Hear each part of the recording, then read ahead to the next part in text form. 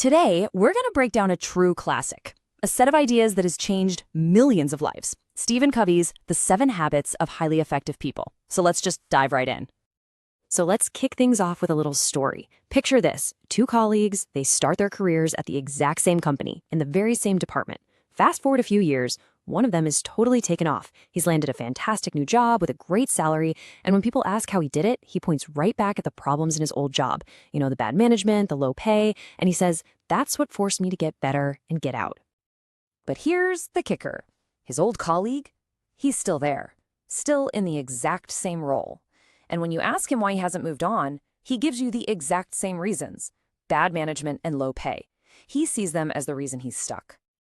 So think about that. Same set of circumstances, but 2 completely different outcomes. For one guy, the problems were a launch pad. For the other, they were an anchor. This gets to the heart of what Covey's work is all about. What is it that truly makes the difference? Well, the journey starts with something Covey calls the private victory. This is all about the inner work, about mastering yourself first. It's how you go from being dependent on other people and your situation to being truly independent. And it's built on 3 foundational habits. And this brings us right back to our 2 colleagues, doesn't it? It all comes down to a choice. Are you reactive or are you proactive? Reactive people, like our friend who got stuck, they spend all their energy worrying about stuff they can't control. The economy, their boss, inflation, you name it. But proactive people, they focus their energy on the one thing they do have control over: their own response, their skills, their choices. And that right there is the heart of the very first habit: be proactive. It's about taking 100% responsibility for your own life. It's realizing that you're the one in the driver's seat. Your life is a product of your decisions, not your conditions. Okay, for the second habit, Covey asks us to do something a little intense, but really powerful. He asks you to imagine that you're going to a funeral, but as you walk up to the casket, you realize it's your funeral. You're looking at yourself. And then you have to ask, what do you want your family, your friends, your coworkers to be saying about you? You see, that whole thought experiment is designed to get you thinking about habit 2, begin with the end in mind. It means before you do anything, you have a super clear picture of your destination, because you can spend your whole life climbing the ladder of success, only to get to the top and realize it's leaning against the wrong wall. This really makes you stop and think, right? Are the things you do every single day, the shows you binge, the people you hang out with, the projects you take on, are they actually getting you closer to the person you want to be? When you have that end in mind, it becomes so much easier to say no to the stuff that just doesn't matter. So, once you know where you're going with habit 2, you're ready for habit 3. Put first things first. And look, this is way more than just time management. It's about life management. It's where the rubber meets the road, where you actually organize your life around your most important priorities. And to help us do that, Covey gives us this incredible tool, the time management matrix. Now, most people get trapped bouncing between quadrant I, all the crises and deadlines, and quadrant 3, which is full of interruptions that feel urgent but really aren't that important. Highly effective people, they learn to live in quadrant 2. They focus on what's important but not yet urgent. Things like planning, learning new things, and building relationships. That's where the magic really happens. All right, so once you've done that inner work, once you've achieved that private victory and you have self-mastery, you're ready for the next level. This is what Covey calls the public victory. It's all about moving from I can do it myself to we can do it better together. And this phase kicks off with habit 4. Think win-win. It's a total frame of mind that says there's enough success to go around.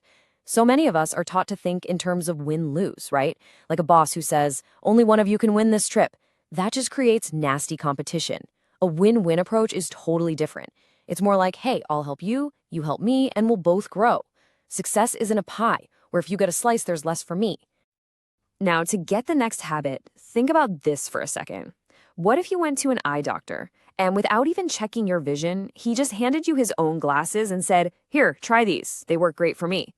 You'd think he was crazy, right? But we kind of do this all the time. And that's exactly why habit 5 is so crucial. Seek first to understand, then to be understood. See, most of us don't listen to understand. We listen with the intent to reply. We're just waiting for our turn to talk. Real, effective communication means you practice empathetic listening. You tune into the feelings behind the words. You have to diagnose before you prescribe. And, this is so, so important because what we actually say is just a tiny piece of the puzzle. Experts figure that our words are only about 10% of our communication. The rest, it's our tone of voice, our body language. If you really want to understand someone, you have to listen with your eyes and your heart, not just your ears. So what happens when you combine that win-win mindset with this deep desire to understand? Something amazing. The whole becomes way greater than the sum of its parts. It's not just 1 + 1 = 2 anymore.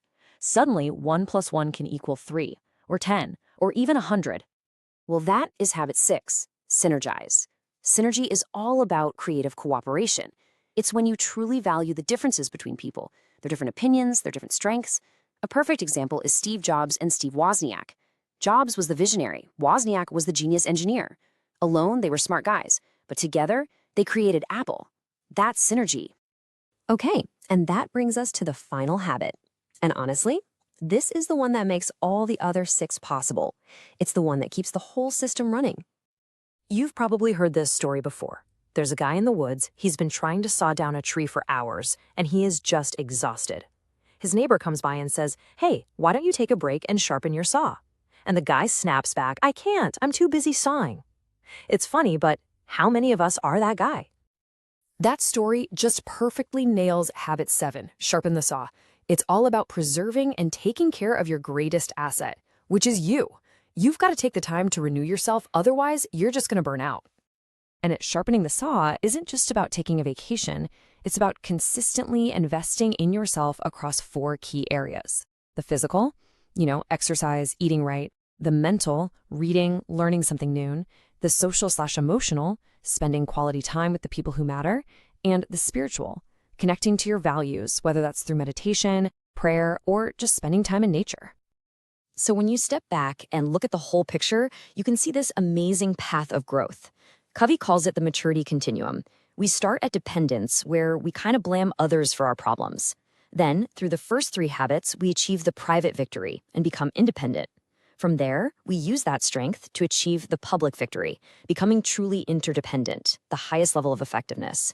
And the whole thing is powered by habit 7, sharpening the saw. At the end of the day, these habits aren't just some nice ideas. They're our real blueprint for growth. They're a practical way to operate in the world. So that leaves us with just one final, really important question. Your effectiveness is your most powerful tool. So which of these habits are you going to use to sharpen it first?